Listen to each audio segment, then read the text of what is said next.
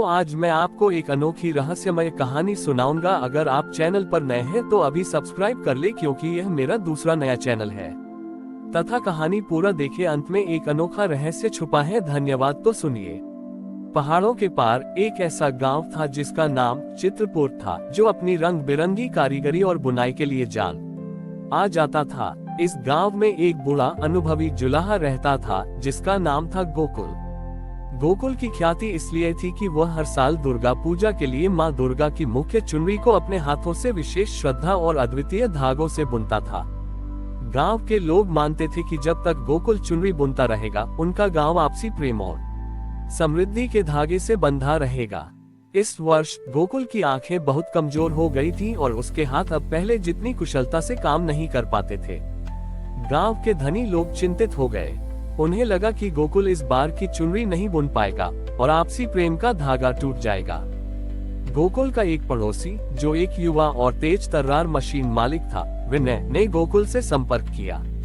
विनय ने कहा, बाबा आप आराम करें, मैं अपनी नई आधुनिक मशीन से आपकी बुनी हुई चुनरी से भी 100 गुना बेहतर चुनरी आधे समय में बुन दूंगा।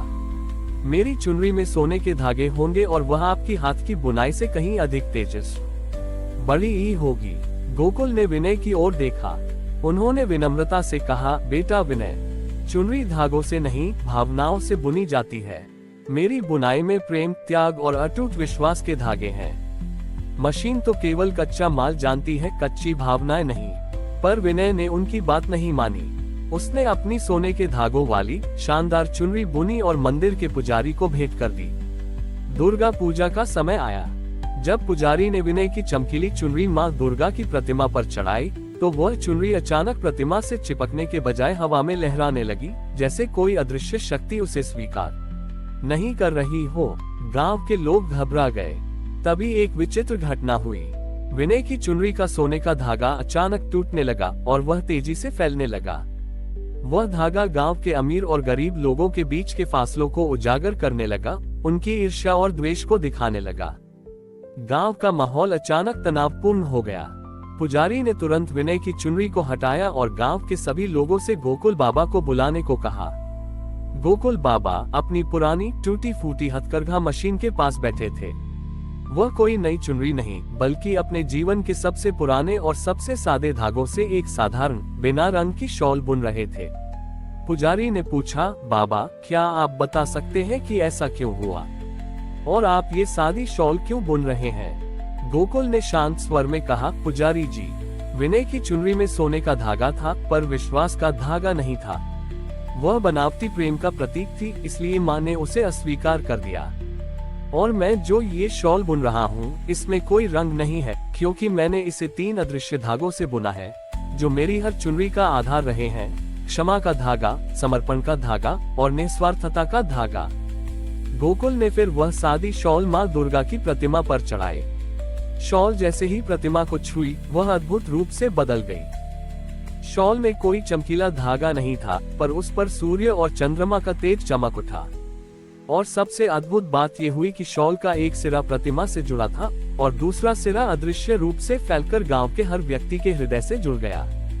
गोकुल ने कहा, माँ की चुनरी केवल सजावट नहीं, ये हम सबके बीच का बंधन है। ये हमें याद दिलाती है कि हम सब एक हैं। उस दिन विनय ने अपनी मशीन बंद कर दी और गोकुल बाबा से सादगी और ईमानदारी से बुनने की कला सीखी। चित्रपुर में दुर्गा पूजा केवल उत्सव नहीं रही, बल्कि क्षमा, समर्पण और निस्वार्थता के धागों से बने आपसी बंधन को मजबूत करने का महापर्व बन गई। गोकुल बाबा की सादी शॉल में प्रकट हुए अदृश्य बंधन के तेज ने चित्रपुर गांव को एक बार फिर प्रेम और विनम्रता के धागों से जोड़ दिया। विनय, जो अब तक अपनी मशीन और धन पर घमंड करता था, अब गोकुल बाबा का सबसे उत्सुक शिष्य बन गया। विनय ने अपनी सारी मशीनें हटा दी और हाथकरघे पर बुनाई सीखने लगा। वह समझ गया था कि असली कला हाथों की गति में नहीं, बल्कि मन की नियत में होती है। अगले साल की दुर्गा पूजा आने से पहले गांव पर एक नई चुनौती आई। एक भयंकर सूखा पड़ा और बुनाई के रंग बनाने के लिए आवश्यक प्राकृतिक जड़ी बूटियां और पानी दोनों ही खत्म हो गए। बुनकरों के पास केवल सफेद और काले रंग के धागे ही बचे थे। गांव के लोग फिर से चिंतित हो गए। उन्हें लगा कि बिना रंग बिरंगी चुनरी के उनकी खुशियां फिर से फीकी पड़ जाएंगी। विनय ने गोकुल बाबा के पास जाकर पूछा, बाबा अब हम क्या करें? माँ की चुनरी बिना जीवन के रंगों के कैसे बुनी जाएगी? अगर हम केवल सफेद काले धागों का उपयोग करेंगे तो लोग कहेंगे कि माँ की पूजा फीकी पड़ गई। गोकुल बाबा ने विनय को देखा और मुस्कुराए। उन्होंने कहा, रंग आँख को दिखते हैं बेटा, पर भाव हृदय को दिखते हैं। जीवन के सबसे मजबूत रंग खुशी और दुख हैं। इस बार हम माँ की चुनरी में बाहरी रंग नहीं बल्कि आंतरिक रंग बुनेंगे। गोकुल बाबा और विनय ने मिलकर गांव के हर घर में जाकर 2 तरह के धागे मांगे। तारांकन सफेद धागे उन लोगों से जिन्होंने अपने जीवन में कठिन दुख सहे थे, सूखे में अनाज खोया हो या कोई बीमारी झेली हो। ये त्याग और धैर्य का प्रतीक था।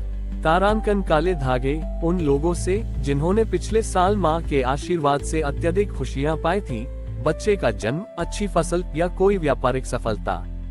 यह उल्लास और आरा का प्रतीक था। गोकुल और विनय ने इन साधारण सफेद और काले धागों को अपने हाथकरघे पर बुना। उन्होंने ऐसी कुशलता से बुनाई की कि दूर से देखने पर वह शॉल किसी भी रंग की नहीं लगती थी, लेकिन करीब से देखने पर सफेद और काले धागों का जटिल मिश्रण आंखों में एक अजीब सी गहराई और शांति पैदा करता था। दुर्गा पूजा के दिन जब गोकुल और विनय ने वह सादी सफेद काली शॉल माँ की प्रतिमा को समर्पित की तो एक चमत्कार हुआ। जिस क्षण शॉल प्रतिमा पर पड़ी, सफेद धागे चमककर दूधिया प्रकाश में बदल गए और काले धागे चमककर गहरे नीले रंग में बदल गए। शॉल ने धीरे धीरे गांव के हर व्यक्ति के जीवन में रहे दुख नीला रंग और खुशी दूधिया रंग को दर्शाना शुरू कर दिया। पुजारी ने घोषणा की, हे चित्रपुर के वासियों, माँ ने आज हमें सिखाया है कि जीवन के असली रंग सुख और दुख हैं। हमें दोनों को स्वीकारना और सम्मान करना चाहिए। इस शॉल में हमारा पूरा गांव बुना हुआ है। विनय ने तब सभी के सामने खड़े होकर कहा, मैंने सीखा है कि सच्ची कला सोने के धागों में नहीं है बल्कि जीवन के अनुभवों में है।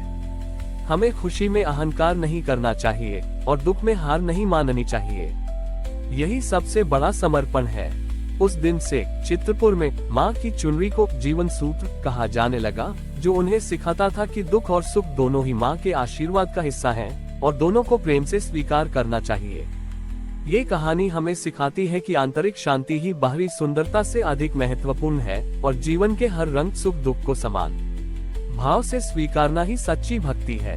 हमारी और भी आध्यात्मिक एवं अनोखी कहानियां देखने के लिए हमारे चैनल पर जाएं तथा धार्मिक एवं पौराणिक अनोखी कहानियां हमारे चैनल पर है। कृपया जाके देखें तथा हमारे चैनल को सब्सक्राइब करके रखें और वीडियो लाइक जरूर करें। धन्यवाद।